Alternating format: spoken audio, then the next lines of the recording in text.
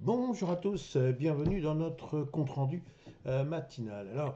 Nous avions vu que, a priori, il y avait une possibilité de rebond, aussi bien sur le CAC 40 que sur le S&P 500. Et hier, sur le CAC 40, ce fut quand même un exploit et un vrai exploit. Est-ce que nous avons eu, on va le voir, un record en séance, mais surtout un record en clôture. Voyons immédiatement ce qui s'est passé sur notre brave CAC 40. Et vous voyez qu'il y a une magnifique bougie verte ici qui pulvérise les 8400 points, mais à la différence de cette bougie rouge ici, qui était elle aussi une bougie de record, mais c'était un record en séance qui n'a rien à voir avec un record en clôture. Donc, nous avons un plus haut à 8438,52 pour être très très précis, et nous avons une hausse de 0,81% avec une hausse à 8429,03. Donc il s'agit, c'est pour ça que je l'ai titré, il s'agit d'un vrai record. Alors ce record, il s'explique parce qu'effectivement, il y avait un peu une accalmie sur le front de l'IA. Il y a eu une espèce de vent chaud qui a soufflé du fin fond des États-Unis, et notamment, et encore une fois, à cause de Nvidia, où tout le monde se dit que là, franchement, il ne faut pas être pessimiste pour cette valeur. Donc, le monde entier est reparti. Merci Nvidia. Alors, pour aujourd'hui, ce qui m'apparaît raisonnable, c'est que nous puissions aller retourner un petit peu vers 8400 points. Ça permettrait de savoir si cette fameuse résistance est devenue ou non un support.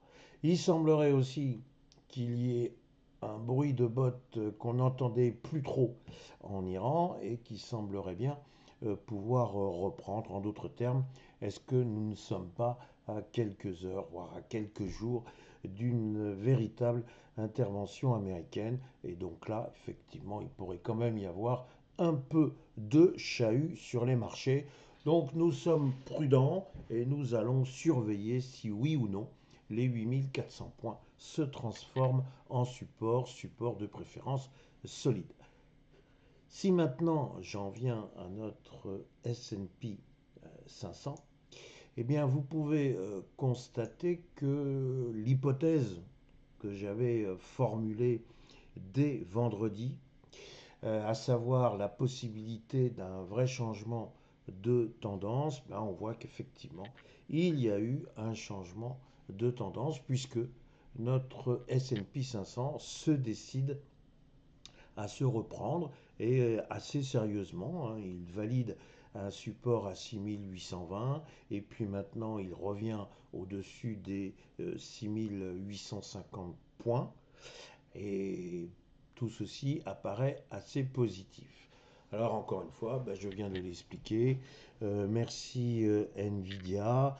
Est-ce qu'il n'y a pas des excès non plus sur certaines valeurs technologiques? On était parti de PER absolument exceptionnels à des PER qui apparaissent beaucoup plus raisonnables.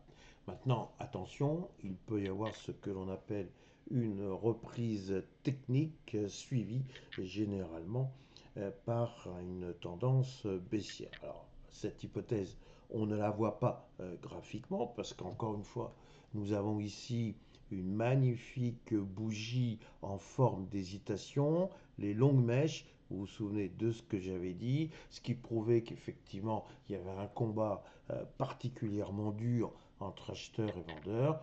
On pouvait s'attendre à un changement de tendance, donc c'était soit une cassure des 6820, soit un rebond, et c'est surtout cette hypothèse qui nous apparaissait le plus plausible pour encore une fois essayer de gommer des excès. Donc le S&P 500 hier il a gagné 0,56%.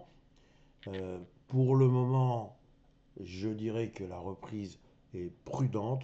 Encore une fois, maintenant, il faut peut-être un peu revenir au contexte géopolitique et effectivement surveiller un petit peu ce qui pourrait arriver en Iran.